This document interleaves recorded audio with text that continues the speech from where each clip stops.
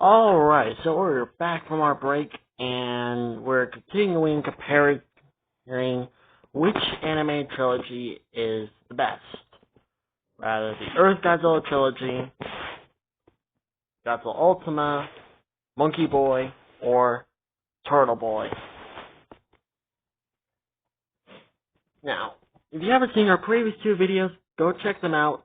We explained about the first movie, how it was possibly how it is the best one out of the entire trilogy,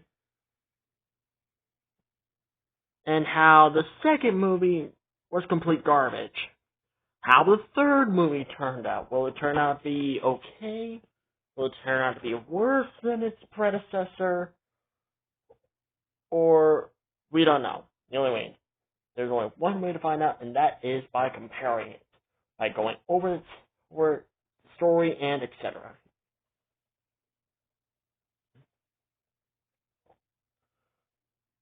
So, of course, just like the other two,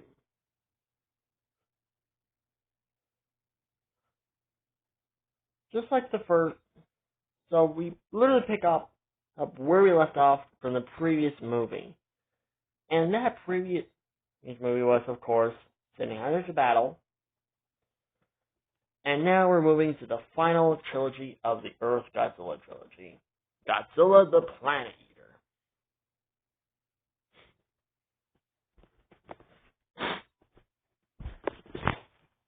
Now, I give Godzilla the Planet of the Monsters 4.5 stars, and I'll stand by that.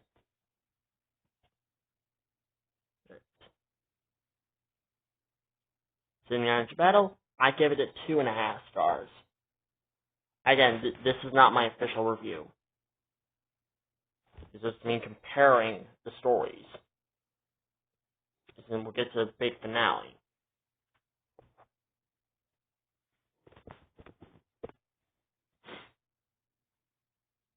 Now, how does Planet Eater turn out?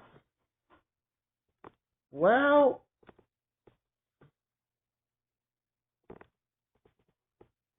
Planet Eater turns out to be are you going over? Yeah, I'm sorry. I get confused sometimes. That and my mother freaking cat just so happened to interrupt me, Missy.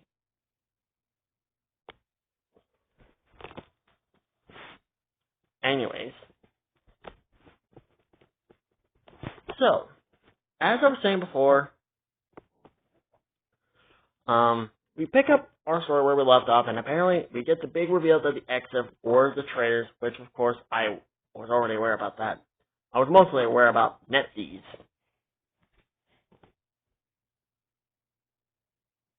And how basically he was basically sort of the traitor the whole time, and it was no big surprise to all of us.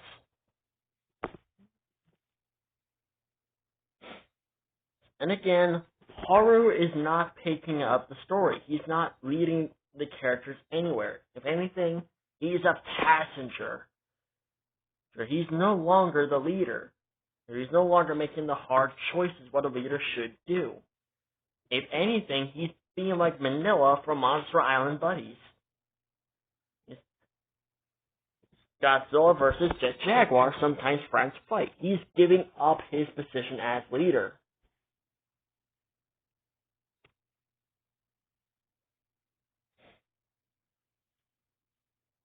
And apparently, only the exif have been manipulating everyone on the ship the whole time, and, well, it was always from the start that the other two alien groups were obviously bad.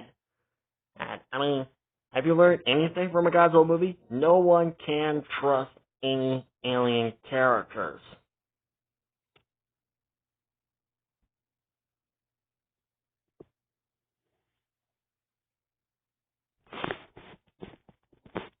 And in the end,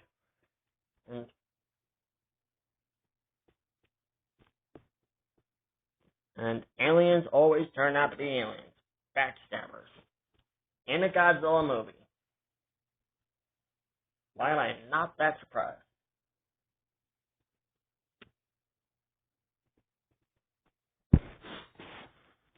And of course, Haru has to go in hiding, which of course he does, but at the same time, he kinda gets down to business with one of the twins. And it wasn't the one that he was flirting with in the previous movie. It was more like the one who was kinda, well, mean to him. Which turns out to be the one who saved him.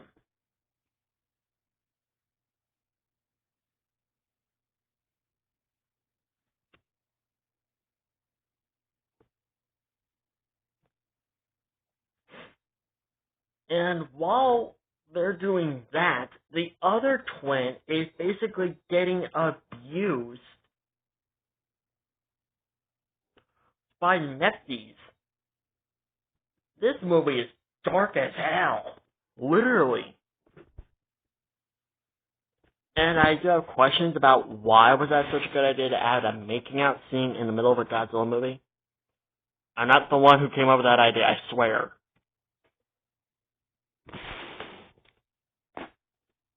That's what they all say.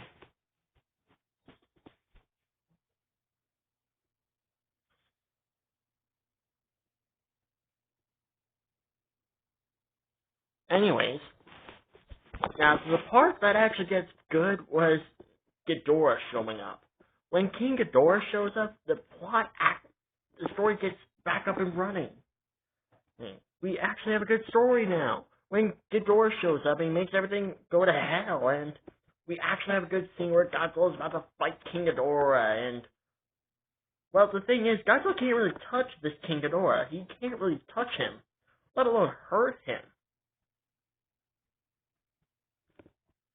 Which really shows that King Ghidorah is indeed a being from another dimension. You can't really hurt him. Because King Ghidorah was always seen as this being that's from another realm. He's like from another dimension.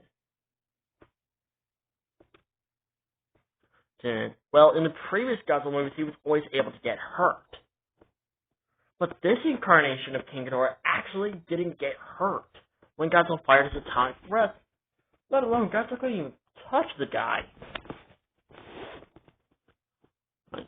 So I will give the director credit for making a very powerful King Ghidorah. The world's most powerful Godzilla versus the world's most powerful King Ghidorah. And they did the same thing with Evangelion. And crossover with Shin Godzilla. When Shin King Ghidorah showed up, Shin King Ghidorah couldn't get hurt. Or Godzilla couldn't even touch the guy. Alright, so make that two very powerful Ghidorahs versus, well, one less powerful Godzilla. Well, unless you count Shin Godzilla evolving to another form. Versus, and the most powerful Godzilla that ever lived. Besides you, of course. Yeah, but apparently your friend Space Finalist doesn't think so. That's just his opinion. Just don't worry about it. But why all of a sudden you started to sound like Zilla 10? Because me and him are friends again.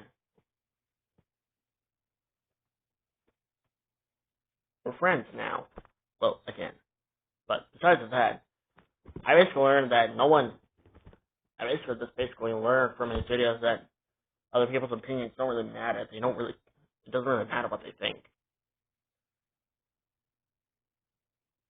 Oh, right.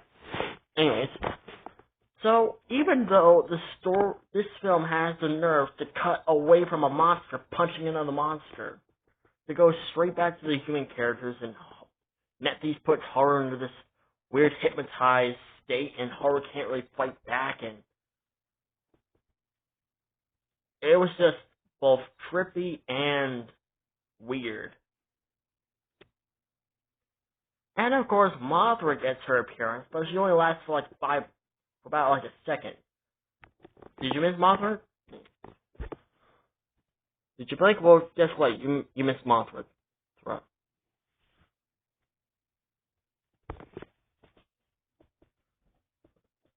And then, of course, once when Haru severs Nephthys' control over Ghidorah, he becomes basically now affected by this universe's physical laws.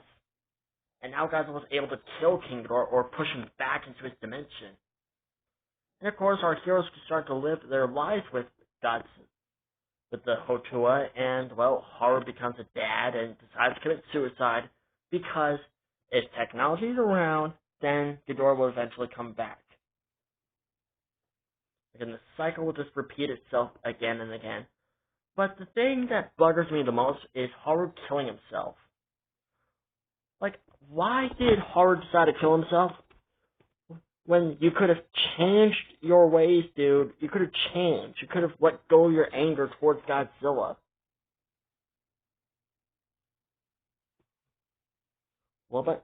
And just moved on.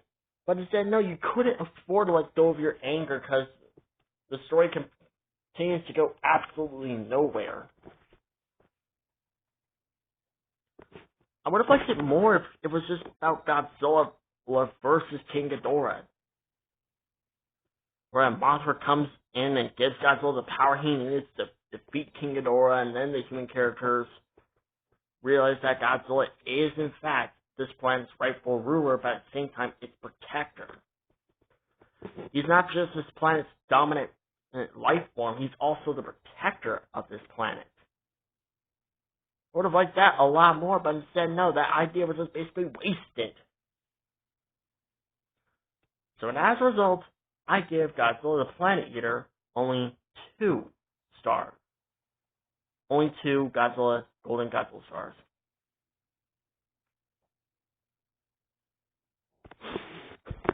So basically, well actually no, not 2 stars.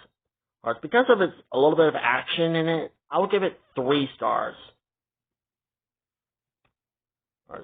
So basically, now it's basically up there with the first movie. So basically, you could say, the third movie did okay. It did okay, in my opinion. Whereas the first movie did really well. Well, it could have been better, but it still did really good. But the second movie is at the bottom of the pecking order, and the third movie is actually in between. It basically sits on both top and bottom. It's basically in between in the 2 films.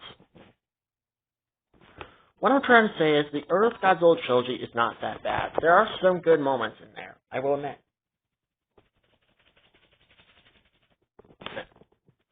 So, within a way, the Earth Godzilla trilogy is not that bad, but it still could have been way better. Or if pointed to the right direction.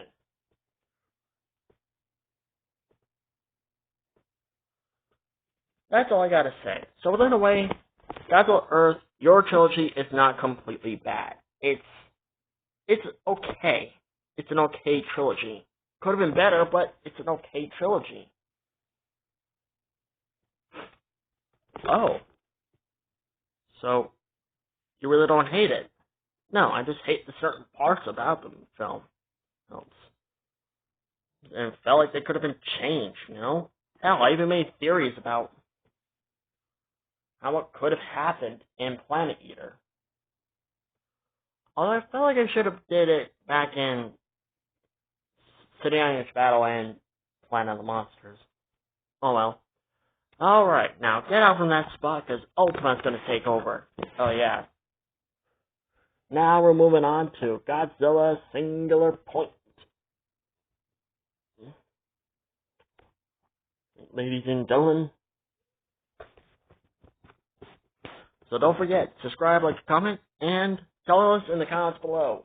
What do you think about the Earth Godzilla trilogy? Or do you think it was good? Do you think it was bad? Or do you think it was okay like how I'm thinking? Like how I think about it? Tell us in the comments below. Anyways, hope you guys have a great day. Subscribe, like, comment, and we'll see you guys in my next video. Peace out, everyone. Say bye, guys. Bye.